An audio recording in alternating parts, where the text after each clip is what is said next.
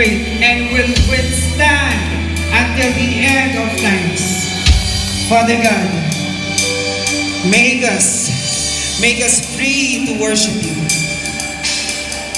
Make us ready to feel how you're going to reign in our life. Oh Lord Jesus. Hallelujah. Hallelujah. Kung nais po natin manatiling nakaupo, okay lang po yan. Kung nais din po natin tumayo, okay lang din po yan. If we would like to do toda, outstretch those hands, it's also okay. However you feel, you're going to be comfortable and ready to receive the movement of the Holy Spirit. Be it done. And let us all be surprised how God is going to touch each and every one of us through the movement of the Holy Spirit.